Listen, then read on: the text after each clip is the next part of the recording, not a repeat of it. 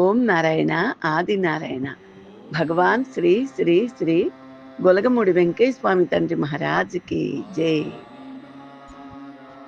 నేను లోగడ ఇల్లుగల ఆవిడ పెట్టే టార్చర్కి భరించలేక స్వామివారు నాయన సొంతంగా ఎక్కడన్నా ఒక గది పట్టైనా సొంత ఇల్లు కావాలి అని సప్తాహాలు పారాయణ చేయటం, స్వామివారు చూపించటం అవన్నీ చెప్పాను అనుకుంటండి. అప్పుడు స్వామివారు చెప్పిన ఇంటికి కొనుక్కున్న ఇంటికి ఆయన అనుగ్రహంతో కొన్న ఇంటికి వెళ్ళాము. అపార్ట్మెంటు దాదాపు 4-5 సంవత్సరాలు ఉన్నట్టున్నామండి ఆ ఇంట్లో మేము. ఒక రోజున వెంకటేశ్వర స్వామి తండ్రి స్వప్న దర్శనం ఇచ్చి, అమ్మా ఇల్లు పడిపోతుళ్ళా వెళ్ళిపోమ్మనమన్నట్టు స్వామివారు స్వప్న దర్శనం ఇచ్చి చెప్పారు మాకు. మాకు అర్థం కాలేదండి. అది దాదాపు 60 మంది ఉంటారండి ఆ ప్లాటు. పెద్ద అపార్ట్మెంట్ అది. 60 కాపురాలు ఉండేది. ఏంటి ఇల్లు పడిపోతుల్లా ఖాళీ చేయమని చెప్తున్నారు స్వామివారు. చాలా సార్లు ఇచ్చారండి. దాదాపు 7-8 సార్లు పైన స్వప్నంలో స్వామి కనిపించి ఇదే మాట చెప్పేవారండి మాకు. మాకు అర్థమయ్యేది కాదు. మేము అప్పుడు పైన 5లో మా అన్నయ్య గారు కూడా ఉండేవారు. తర్వాత ఏంటి ఇలా వచ్చింది అని నేను ఖాళీ చేసేద్దామని స్వామివారు చెప్పారని ఇల్లు చూడటం మొదలుపెట్టాము. మొదలుపెట్టాక మా అన్నయ్య గారు కూడా పాపం చాలా గోల చేశారు. మీరుంటే భజనలు చక్కగా అవన్నీ ఎంత బాగున్నాయోనే, వెళ్ళొద్దే చక్కగా ఇక్కడే ఉండండి, మీరుంటే సందడిగా ఉంది అని పాపం చాలా గోల చేసేవాడండి ఆయన. ఇప్పుడు తర్వాత మేము ఎక్కడో 2 ఇళ్ళు చూసామండి. ఆ 2 ఇళ్ళు చూసి ఆ 2 ఇళ్లల్లో ఏ ఇంటికెళ్ళాలి అనేది గూడా స్వామివారికి చెప్పుకుని నేను పారాయణ చేశాను. స్వామిని అడగకుండా సామాన్యంగా ఏది చేయమండి. ఆయన దర్శనం ఇస్తే సరే, లేకపోతే మాకు ఏ ఆలోచన ఇస్తే దాన్నే ఫాలో అయిపోతాం మేము.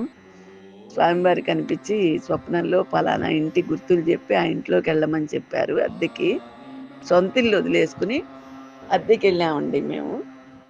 తర్వాత ఇంకా ఈ ఇల్లు అక్కడ ఉన్న సొంత అపార్ట్మెంటు దాన్ని చాలా నాళ్ళు ఇంకా ఎందుకు పడిపోతుంది అది ఇది అన్నారని చెప్పేసి కొన్నాళ్ళు అద్దెకిచ్చేసి మళ్ళీ వాళ్ళని కూడా ఖాళీ చేయించేసేసి అమ్మేసేద్దాము. ఇంకా మళ్ళీ వెనక్కి తిరిగి మనం దాంట్లోకి వెళ్ళేది లేదు కదా, ఎందుకు అనవసరంగా అద్దెకి ఇవ్వటము, వాళ్ళు సరిగ్గా ఇచ్చి ఇవ్వక ఇవన్నీ మనకని అమ్మేసేయాలన్న నిర్ణయం తీసుకున్నామండి.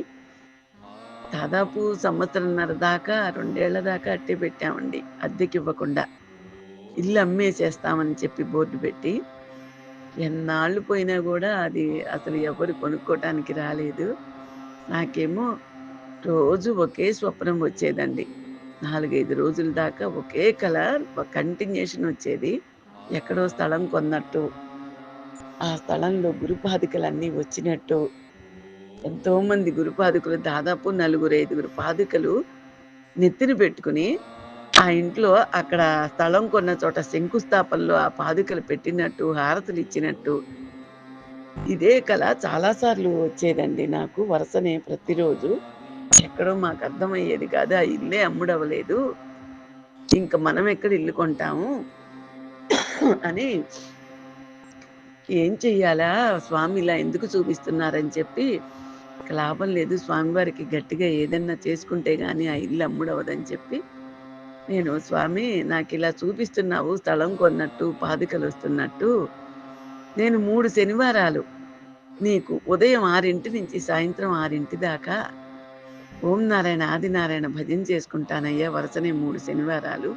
మాకు ఆ ఇల్లు అమ్ముడైపోయి నువ్వు చూపించే ఆ స్థలం ఏంటో, ఆ పాదుకలేంటో నాకు ఇవన్నీ తెలియటం లేదు. ఆ ఇల్లు అమ్ముడైపోయేలా నువ్వే నడిపించాలయ్యా అని చెప్పి స్వామివారికి మంచి ఆర్తితో నమస్కారం చేసుకుని శనివారం ఉదయం 6 గంటలకు మొదలుపెట్టి సాయంత్రం 6 గంటల దాకా లేవకుండా మామూలుగా టిఫిన్ చేసేటప్పుడు మా కోడలు వచ్చి కూర్చుని నామం చేసేది. నా టిఫిన్ అయిపోగానే మళ్ళీ నేను నామానికి వచ్చేదాన్నండి. మళ్ళా 2 గంటలకి భోజనానికి నేను వెళ్తే ఆ భోజనానికి వెళ్ళిన కాసేపట్లో మళ్ళీ మా కోడలు వచ్చి నామం చేసేది. అలా 3 శనివారాలు ఓం నారాయణ ఆదినారాయణ నామం ఉదయం 6 నుంచి సాయంత్రం 6 గంటల దాకా చేశామండి. మూడో శనివారం వచ్చేసరికి మాకు ఆ ఇల్లు అమ్ముడైపోయింది. ఎంత అద్భుతంగా అమ్ముడైందంటే, మేము ఎంత రేటుకి కొన్నామో అదే రేటుకి ఒక్క రూపాయి తగ్గకుండా ఇల్లు అమ్ముడైందండి. అవే డబ్బులతో ఎవరో ఒకాయన రావటము, ఫలానా చోట స్థలం ఉందంటము, చెప్పటము ఇవన్నీ జరిగినాయండి. ఇవన్నీ మూడో శనివారం వచ్చేసరికి ఈ ఇల్లు అమ్ముడైపోవటము, ఈ అమ్ముడైపోయిన డబ్బులతో ఎవరో ఒక ఆయనొచ్చి స్థలం ఉంది అమ్ముతానంటాం. ఆయనకి మేము అడ్వాన్స్ ఇవ్వటము, అగ్రిమెంట్ రాయించుకోవటము జరిగిపోయినాయండి. చాలా చాలా అద్భుతంగా. తర్వాత రిజిస్ట్రేషన్ చేయించుకున్నాము. శంకుస్థాపన చేసుకున్నామండి. నిజంగానే సాక్షాత్తు స్వామివారు స్వప్నంలో చూపించినట్టు మాకు చాలా అద్భుతంగా గురుపాదికలొచ్చినాయి. మేము ఎవరిని తీసుకురమ్మనమని గాని, శంకుస్థాపనకి తెమ్మనమని గాని మేమసలు కల్లో గూడా అనుకోలేదండి. అద్భుతంగా నర్సీపట్నం పాకాలపాటి గురువుగారి పాదికలు ఫస్టొచ్చినాయి. గురువుగారు గూడా వచ్చారండి. ఆ పీఠాధిపతులాయన. స్వామివారు నాకిలాగా చెప్పారు. "ఫలానా మన వాళ్ళింటికెళ్ళవయ్యా, అక్కడికెళ్ళి ఒక నిద్దర చేసి, ఈ పాదుకలు వాళ్ళు శంకుస్థాపన చేసే చోట పెట్టి, హారతులిచ్చి పూజలు చేయమని" చెప్పి బాబుగారు ఆయనకి స్వప్నంలో కనిపించి చెప్పారట. ఆ గురువుగారొచ్చారండి. ఫస్ట్ ఆయనే వచ్చారు. పాదుకలు తెల్లవారుజామున ఎన్ని గంటలకి ఆ స్థలంలో పెట్టాలి, పూజ చేయాలి, హారతివ్వాలో గూడా బాబుగారి తండ్రే చెప్పారట. ఆయనొచ్చి మా ఇంట్లో నిద్ర చేసి తెల్లవారుజామున 4 ఆ ప్రాంతాల మా అబ్బాయిని తీసుకుని ఆ స్థలం దగ్గరికొచ్చి, ఇక్కడ నందమూరి నగరండి. అక్కడ అందులో పెట్టి బాబుగారికి పూజ చేసి హారతులిచ్చారు. తర్వాత అదే బిగినండి. ఆయన చెప్పిన తర్వాత, ఆ తర్వాత శంకుస్థాపన జరిగింది. పోలయ్య స్వామి తండ్రి ఆరాధనోత్సవం ఇవాళ. పోలయ్య స్వామి తండ్రి గారి పాదుకలొచ్చినాయి ఆ స్థలంలోకి. అక్కలకోట స్వామి తండ్రి పాదుకలొచ్చినాయి. తర్వాత కదలీవనం నుంచి దత్తాత్రేయుడి పాదుకలొచ్చినాయి. ఇంత చాలా అద్భుతంగా ఈ నలుగురి పాదుకలు ఆ స్థలంలోకి రావటం, హారతలు అందుకోవటం జరిగిందండి. అంత అద్భుతంగా ఇప్పుడు ఆ ఇల్లు కట్టుకునే మేము వెంకటేశ్వమి తండ్రి పేరు పెట్టుకున్నామండి. ఓం నారాయణ ఆది నారాయణ నిలయం అని.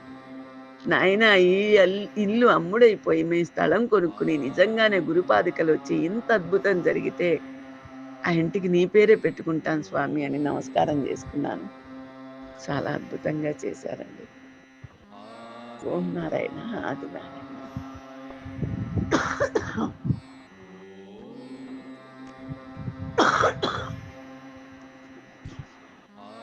ఓం నారాయణ ఆది నారాయణ. భగవాన్ శ్రీ శ్రీ శ్రీ గోలగమూడి వెంకటేశ్వమి తండ్రి మహారాజుకి